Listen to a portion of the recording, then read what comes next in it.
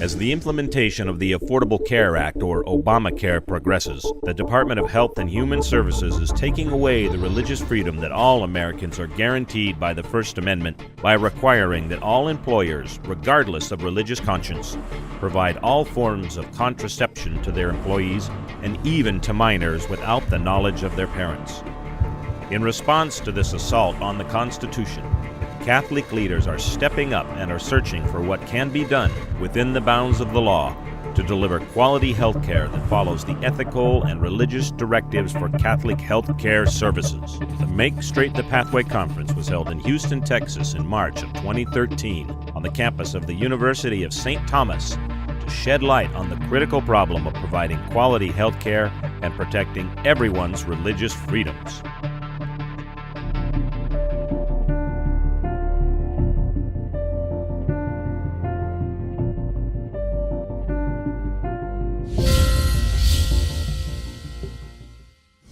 Again, I'm John Henderson, and Doug, Annie, and I are with Polsinelli Shughart, and we are healthcare deal lawyers, for lack of a better label. And so we spend our time representing healthcare providers in transactions, buying and selling, joint venturing, and other transactions of that type. Doug's practice is, I would say, more hospital-based than mine is. I represent a lot of ancillary providers, and so home health and hospice and other people kind of outside of that core hospital setting. And we're ultimately going to talk about ERDs and their roles, but I wanted to create a little context for that of consolidation. And who is with a health system? If you just raise your hands. So a few people. So we are.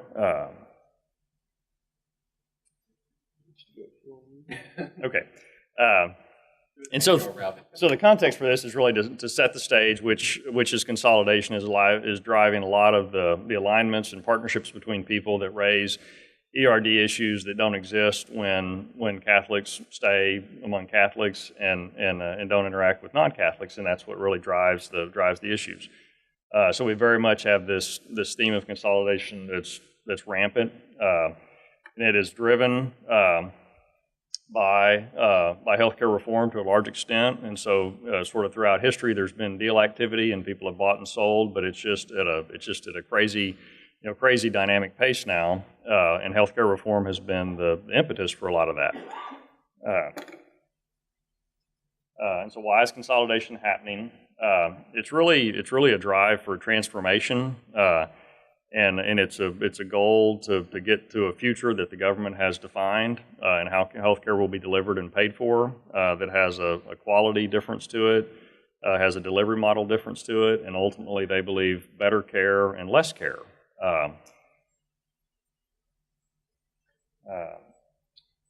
The reasons for why consolidation happens, economies of scale, efficiency, access to capital, all those exist separate from Catholic healthcare, but then you layer over the unique Catholic mission, and it gets very complex quickly, not only for ERD reasons, but for just many operational reasons. As we interact with Catholic health systems, as they grow and go through transformational change themselves, it's amazing to see the mission always be at the core, and the values always be at the core, and as they go about delivering healthcare in a unique way that creates access and wouldn't happen but for their dedication to that, is a great thing to be a part of.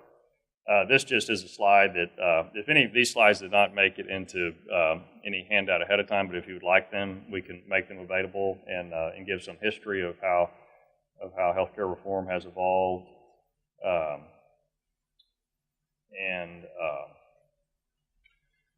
We have you have the notion that the government has a strategy, and reimbursement drives delivery in healthcare to a large extent, or exclusively historically, and so as that's playing out, the government is attempting to incentivize quality of care, to use public reporting to enforce its goals of that, and ultimately to use enforcement activity to bring everybody up to the line and demand that.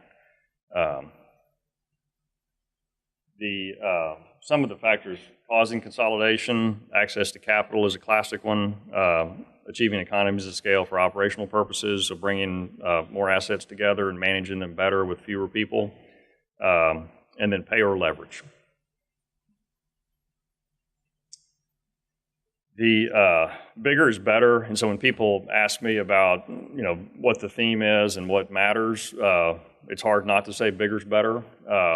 But so very much there is aggregation of assets to control markets, to allow better talent, better management, better technology, all those things that will just enable delivery of care more efficiently and ultimately better quality, which matches up with the government's goal, and so that just surely seems like the right thing to do. But there's also another angle to that, which is picking up more of the continuum of care. And so as you take hospitals and health systems that have typically focused on acute care, they're now branching out into post-acute care, physician alignment's a common theme that's flowing through all that.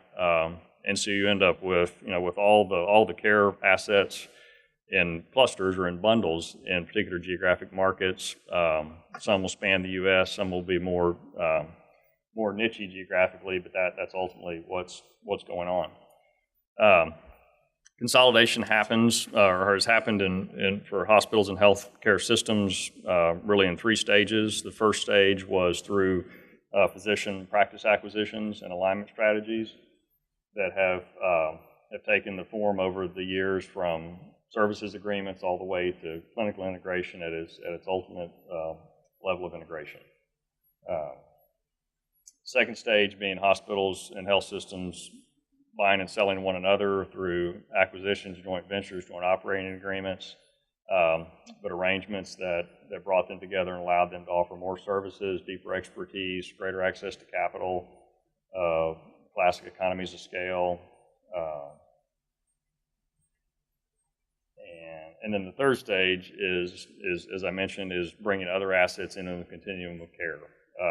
And so we're seeing revenue cycle management deals, technology deals, home health, hospice, specialty pharmacy, sort of all the pieces of the delivery puzzle being brought under one roof or through some relationship, whether it's ownership or otherwise, to offer that better service and ultimately control more of the patient population in a given market. So that's the stage. So consolidation is the theme. Everybody is either experiencing that firsthand or aware of it. And in that context, ERDs are very important and a part of all these transactions. And I will turn it over to Doug to speak about those.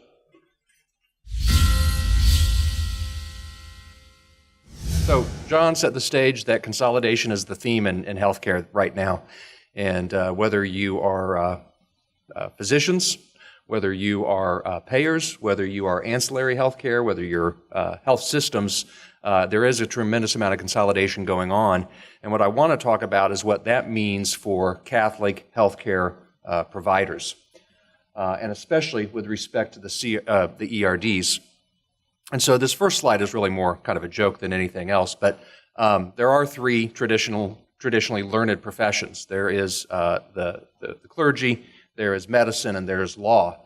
And when you do a Catholic healthcare transaction, all 3 of these people end up in the room. And just like today, I think, there are probably doctors here, there are priests here I know, and there are lawyers here I know. And so all these people are in the room at the same time whenever there's a Catholic healthcare transaction going on.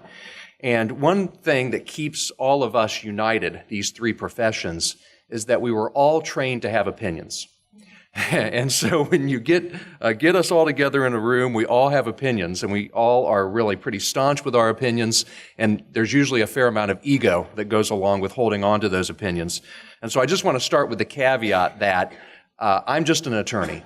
I know one little segment of this. I know how to comply with the law. That being said, I do have a lot of experience with Catholic healthcare systems, and I do have a lot of experience with Catholic healthcare systems that are doing transactions both with other Catholic systems and with other than Catholic systems. But I'm not a priest, I'm not a theologian, I'm not a moral ethicist.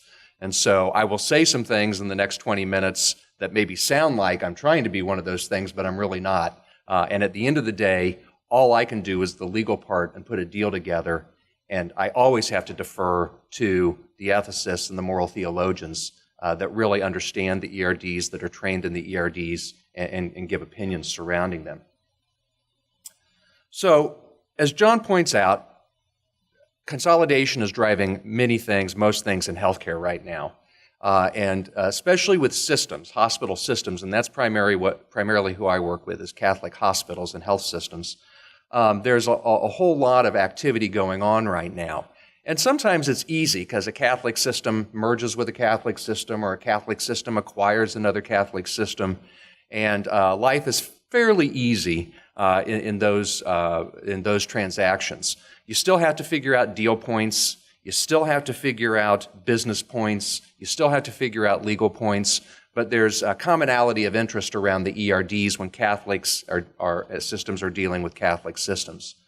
But it doesn't always happen that way, and if consolidation continues at the rate that it's going, inevitably Catholic systems do partner with other than Catholic systems.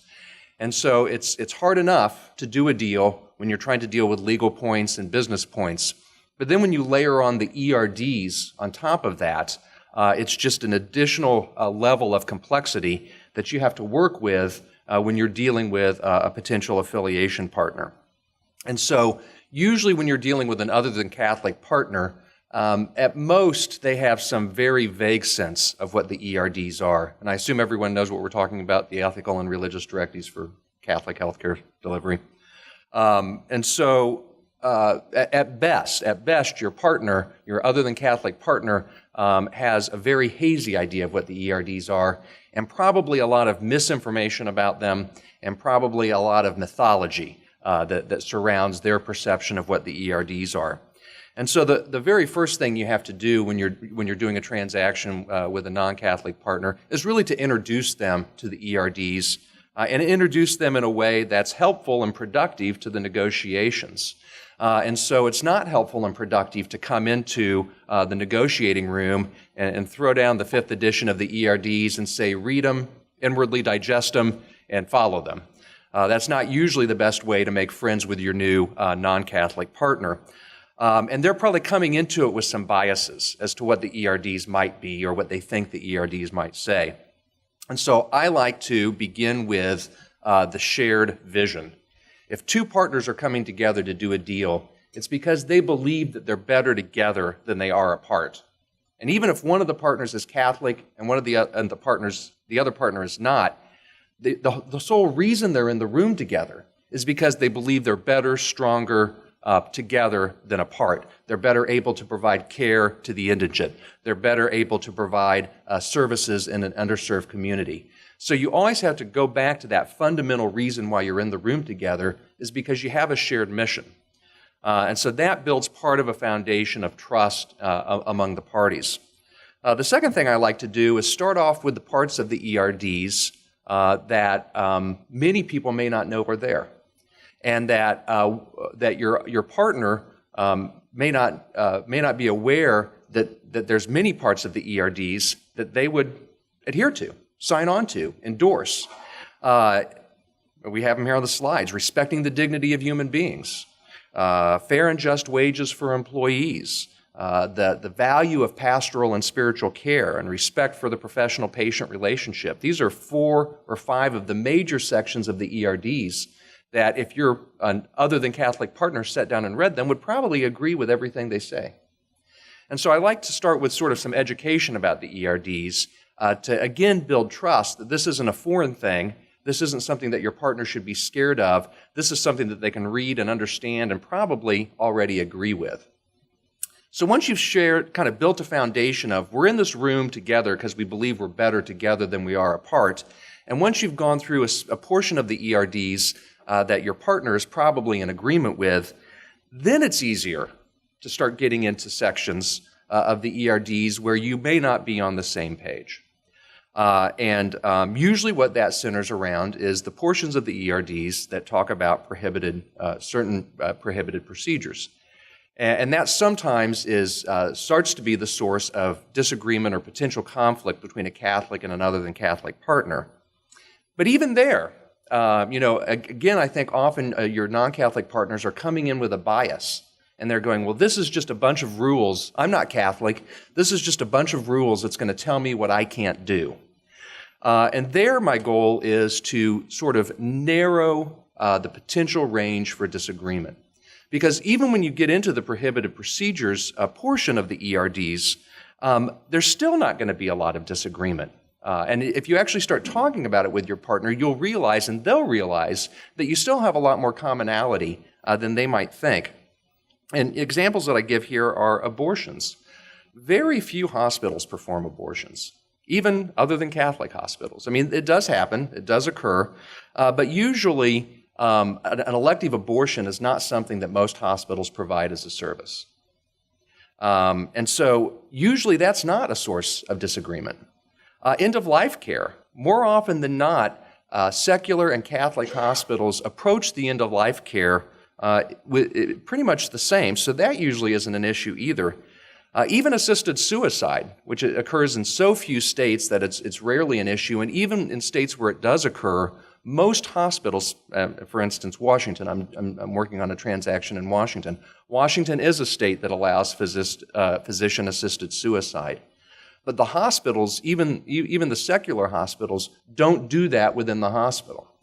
So while the ERDs do lay out a number of positions on procedures that can and cannot happen, even those are not a source of disagreement between Catholic and non-Catholic partners.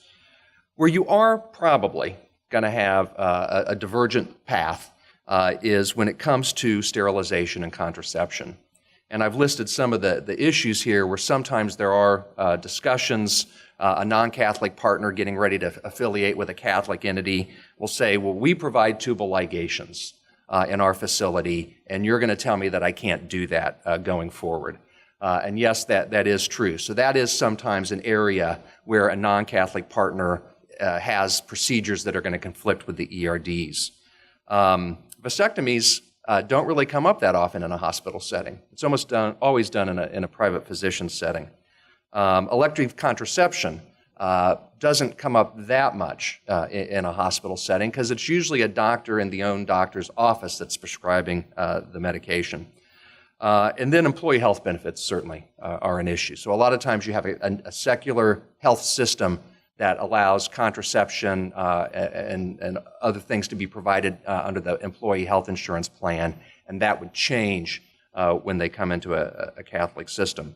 But the reason I lay all this out is because you can never underestimate the power of talking honestly with your non-Catholic partner about what the ERDs are, how much you have in common, and really narrowing the areas where there might be some potential friction and conflict.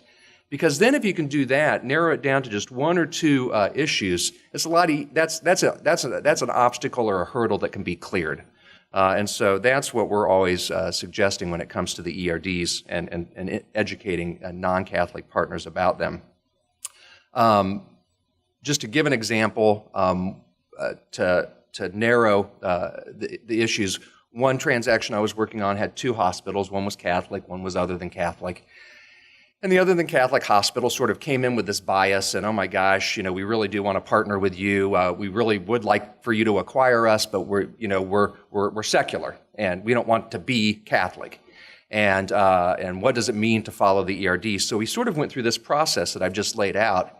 And at the end of the day, when it came right down to it, the only issue was about 10 or 15 tubal ligations per year that the hospital did incident to a cesarean section. Yes, what we were saying to them is you no longer get to do those. I don't want to, water it down at all. We did say to that hospital, if you want to be a part of us, you will no longer be able to do those. But when you narrowed the issue to just 15 tubal ligations per year, and then that other hospital was able to see all the benefits of the merger, and all the things that they believed in, all the reasons why they were in the room having the discussion in the first place, it was a lot easier for them to say, oh, this is really the only issue, 10 or 15 procedures a year. And they were able to get past that and to move on.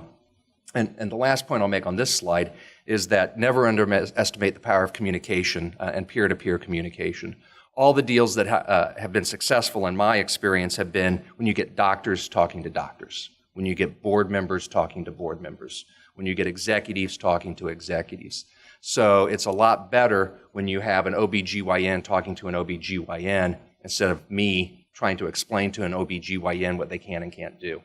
If an OBGYN gets to talk to one of their peers who's currently operating in a Catholic facility, they talk the same language. When you get a board member who's maybe a little bit concerned about what it means to have been a secular community hospital now becoming part of a Catholic system, it's a lot easier for them to talk to another volunteer community board member who's gone through the same experience. So to me, it all gets down to communication. I was laughing listening to the earlier presentation because one of the things I was going to put on the slide then did not, because I thought it was too technical and dove too deep, was ectopic pregnancies. And so the last deal that I worked on, believe it or not, that was a major source of discussion between the Catholic facility and the non-Catholic facility, which is how would the hospital deal with ectopic pregnancies once they became part of a Catholic system. And I think part of what you heard is that's one area that hasn't been totally settled on by the church, and you will get differing opinions from different bishops about how to treat ectopic pregnancies. And in this one particular example, once the two parties got together and talked about how they both treated ectopic pregnancies, they realized that they really weren't very far apart. So communication is key. But you are, I don't want to sugarcoat it, when Catholic systems deal with non-Catholic systems, there are going to be some differences. And for the non-Catholic system, it's almost inevitable that the Catholic system is going to say, going forward, certain things are going to change.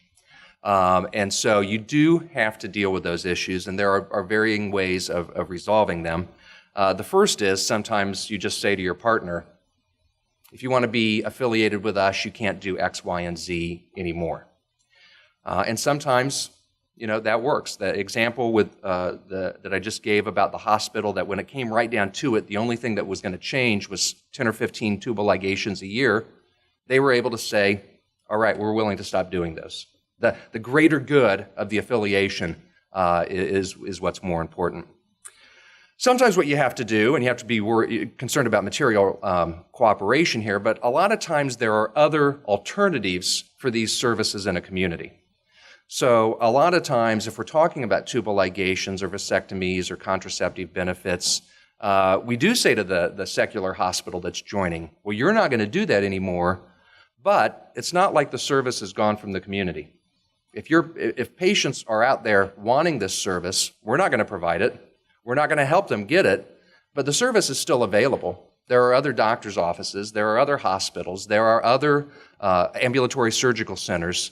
And a lot of times the way to deal with the issue is just to convince your partner that while we're not going to do this service, you don't need to feel bad that your patients aren't going to have access to it. We can't tell them about it. We can't help them get it. We can't refer them. But the services are there, and sometimes that helps the partner get over some hurdles.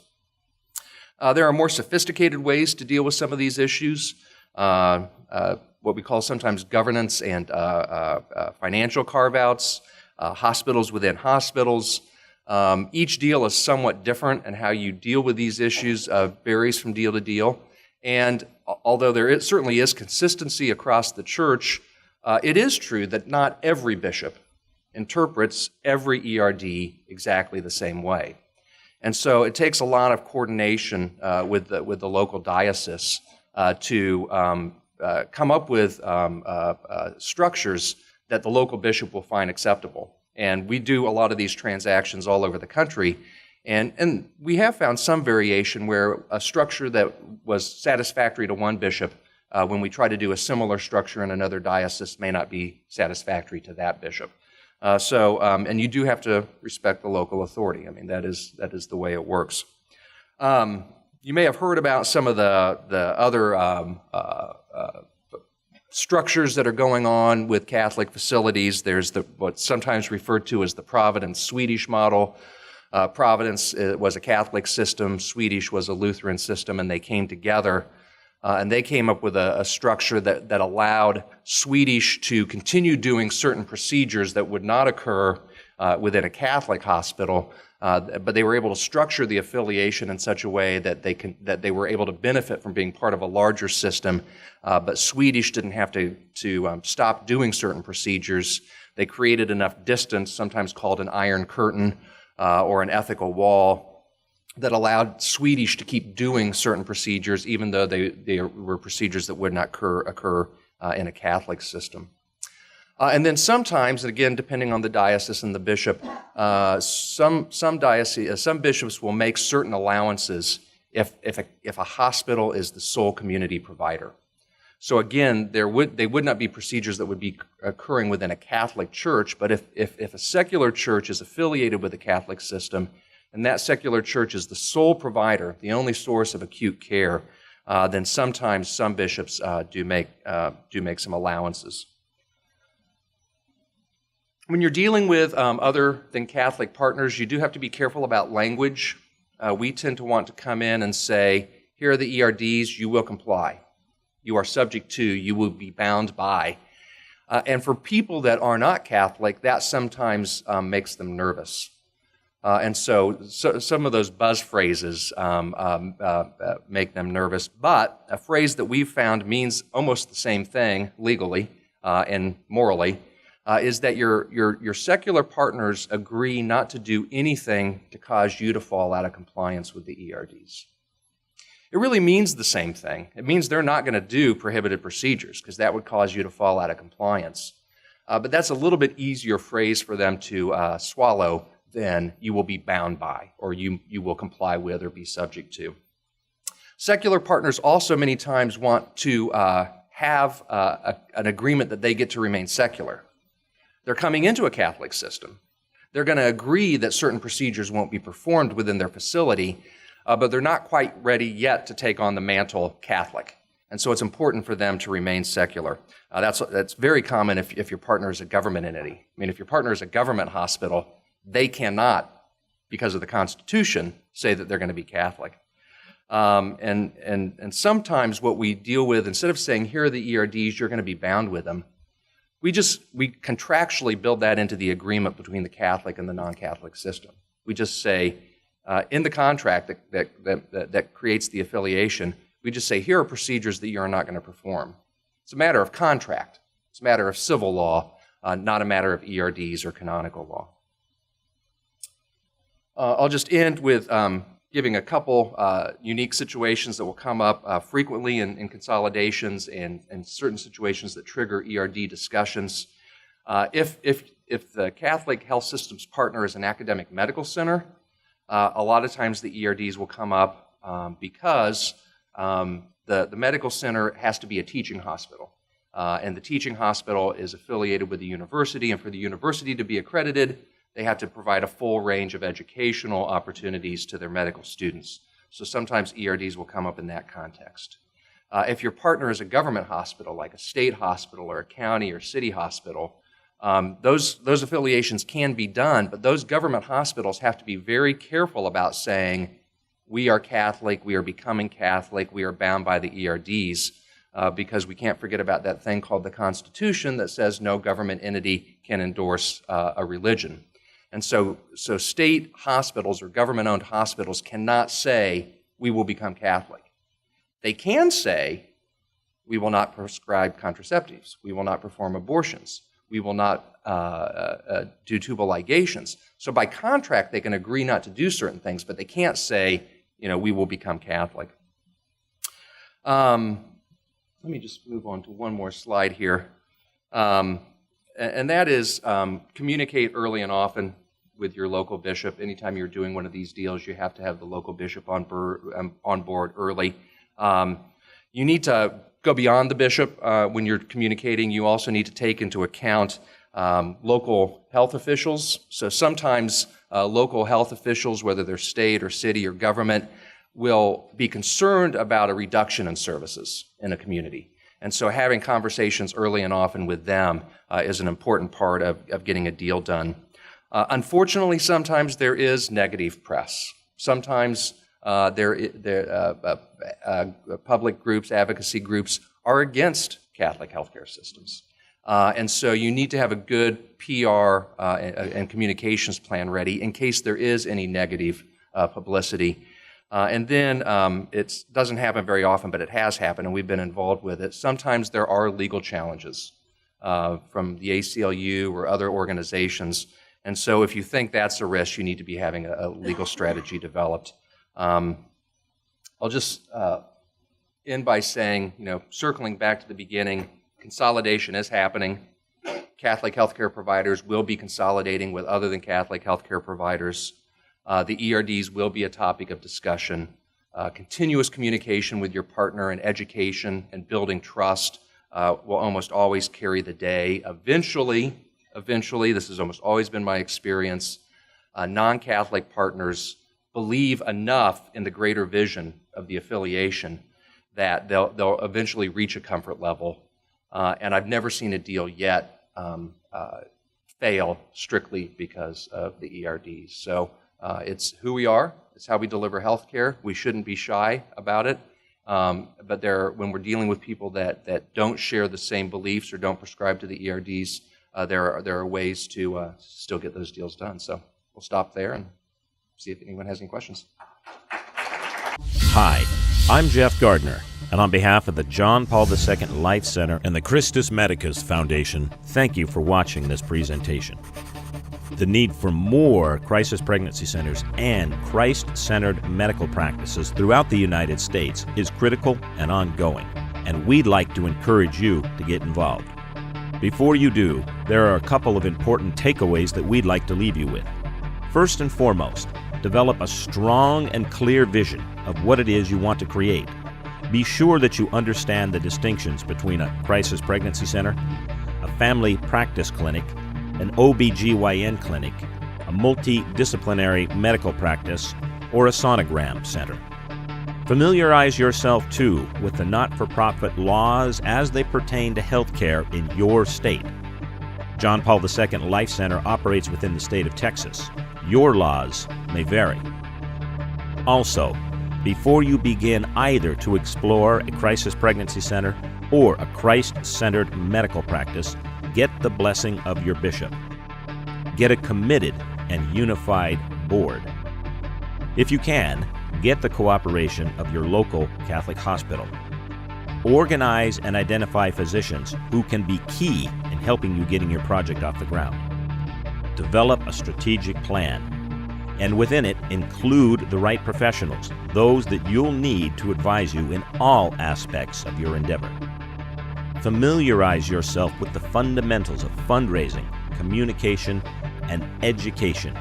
Everyone involved does not need to know how to do everything, but everyone involved should know about everything that needs to be done. To open a Christ-centered medical practice, understand the financial operations of a clinic. When considering the financial arrangements needed to establish a clinic, it has been our experience that the first-year costs, including salaries, is a minimum of $500,000 and can be supported by a recruitment agreement for a physician with a cooperating hospital. Also, care should be taken to consult with an appropriate practice management company to assist you in setting up the medical clinic and to get the correct assistance with licensing, credentialing for hospital privileges, and third-party contracts, as well as billing and collections with the best electronic medical records and healthcare information technology available. Right now, a national platform is under development to include a service company that will help take advantage of economies of scale so medical clinics and pro-life centers across the United States can be created. For more information, please contact us at Kimberly@jpiilifecenter.org. That's Kimberly at jpiilifecenter.org.